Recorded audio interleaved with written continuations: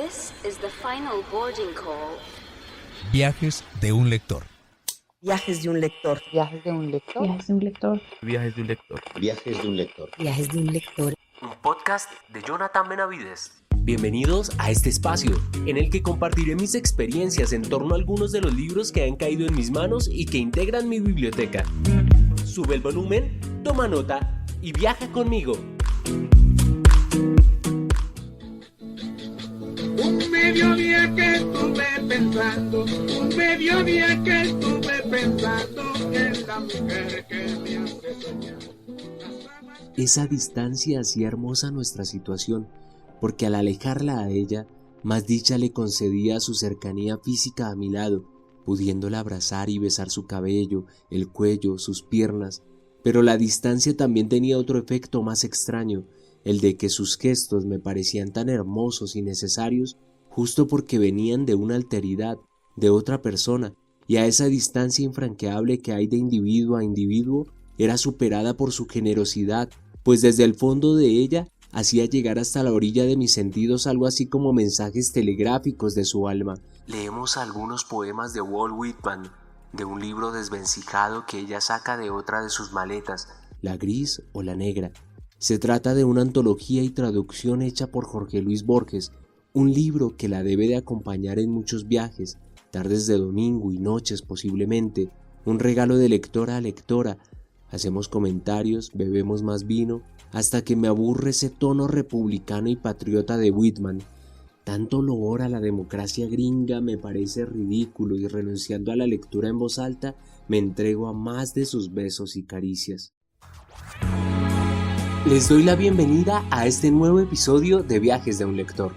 Tras 2 semanas de ausencia, les traigo una buena noticia.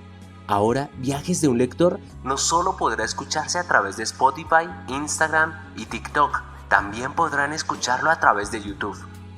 Por primera vez nos acompañará un autor que conocí antes de que hiciera su primera publicación. Su nombre es Andrés Salamanca y el libro que comentaremos se titula Un reflejo de Swann. Cuando no hay más que decirnos, habla el humo, nada el humo. Berlioz me recuerda a Andrés Salamanca y Andrés me recuerda a Berlioz. Como si se tratara de un péndulo, los dos nombres se entrelazan para traer a mi memoria los primeros encuentros con el autor de Un reflejo de Swann, años antes de serlo. Las nuestras fueron reuniones esporádicas, colmadas de notas y apuntes sobre libros. Hallé en nuestro diálogo de aquellos años, cuando las amistades escasearon en mi vida y toda ella giró en torno al amor de una familia que no cumpliría más de un lustro, una forma de retorno al seminario alemán, a la tertulia santafereña y a la lección divina. Cuánto placer encontraba y encuentro aún en la conversación, en el sano cotorreo, como suelen llamarlo en México, esa herencia platónica y agustiniana que consigue reunirnos en torno a la copa y a la mesa, es una de las más grandes coronas alcanzadas por el Homo sapiens, que sin embargo rara vez suele gozarse en tiempos donde nadie escucha a nadie, como cantaría Fito Páez. Los libros nos reunieron de nuevo y consiguieron demostrarme que no erré cuando años atrás pensé en que sería su nombre uno de los pocos que rebuscaría en mis recuerdos de aquella época. Algo mudó, sin embargo. Yo ya no fungiría como emisor y ejercería mi papel de receptor frente a las páginas de un libro suyo, publicado recientemente. Frente al mismo, evocaría como en un viaje hacia el pasado a Berlioz, a su sinfonía fantástica y a esa particular forma idealizada del amor que aún pervive entre nosotros, llevándonos a moldear cual artesanos inexpertos el prototipo del amado y del vínculo que a él o a ella nos une. Reviviría también nombres de aquellos años tempranos, previos a mi paso por el claustro o en el claustro, en los que el amor fue una idea, más que un cuerpo en el cual tomara forma o formas que se adaptaban a la idea hasta que el tiempo o el encuentro las destrozaba.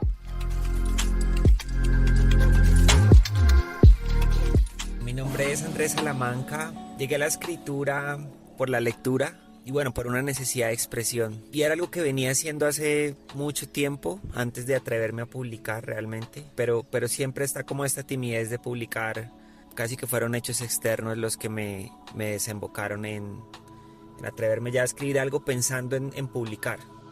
No me considero un escritor narrativo, siempre he aspirado más es a lo ensayístico y bueno, por mi formación un poco como lector tiendo mucho al análisis de las ideas, al pensamiento histórico, y fue la propia experiencia de la vida, o sea, la historia, que es básicamente una historia real la que se cuenta en el libro, la que me regaló el argumento. La vida me puso el argumento en las manos y me di cuenta que era la primera vez que tenía un argumento que podía narrar.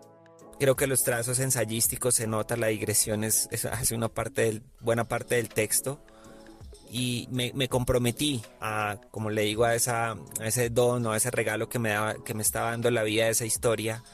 Quizá a veces uno como lector piensa la literatura de una manera muy abstracta y se olvida de que la literatura tiene funciones y que la literatura, después me di cuenta de eso porque investigué más, la literatura a través de toda la historia, desde que existe los sumerios, el tema de la escritura cuneiforme, de las tablillas, eso lo digo porque siempre está atravesada por una materialidad y uno no puede desprender la literatura de lo material.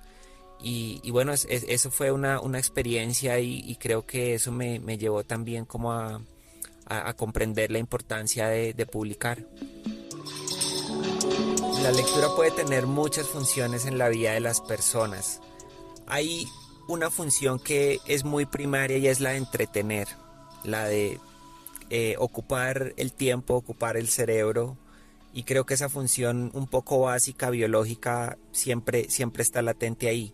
Ahora, a esa función que para mí es la más básica que tiene la lectura, pues se van sumando otras que tienen que ver con el desarrollo del pensamiento, con alimentar, digamos, cultivar, ¿no? La idea de la educación, creo que eso es algo muy importante para mí y creo que es uno de los motivos por los cuales yo me acerqué a la lectura, tiene que ver con la educación, la formación. La lectura desde hace muchos siglos creo que se considera el principal medio de cultivar la propia interioridad, el propio espíritu. Y bueno, lo otro es que el libro y la lectura es un instrumento tecnológico de aprendizaje y de absorción de información único. O sea, 10 páginas que uno lea pueden aclararle a uno y entregarle información que de otra manera pues uno no podría obtener, o se demoraría muchísimo tiempo en obtenerla si uno quisiera, digamos, investigar todo lo que uno puede recepcionar a través de una lectura.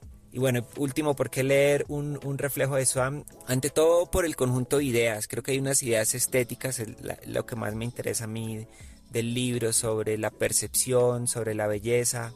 Ideas filosóficas también, hay una búsqueda de lo paradigmático, de cuál puede ser el paradigma de lo bello, cuál puede ser el paradigma del amor. Y bueno, siento que esas son cuestiones que atraviesan cualquier existencia humana o cualquier existencia que se quiera humanizar. Los invito a todos a escuchar Viajes de un Lector. Es un podcast que a mí me gusta mucho, son pequeñas cápsulas, pequeños viajes, son como inmersiones en un autor, también por una persona que creo que tiene mucha sutilidad para abordar los textos y tiene una intuición muy fina. Entonces creo que también desde el punto de vista del aprendizaje, de entender los matices que hay en un texto, que son muchos y que uno no siempre los capta todos, siempre será necesario y gratificante pues tener la compañía de alguien que nos vaya un poco guiando y haciéndonos ver cosas que pasamos por alto en ocasiones. Los espero en un nuevo episodio de Viajes de un Lector. No olviden seguirme en sus redes sociales favoritas. En Facebook y en Instagram como @jonathan.bj. En Twitter y en TikTok como @jonathanbj.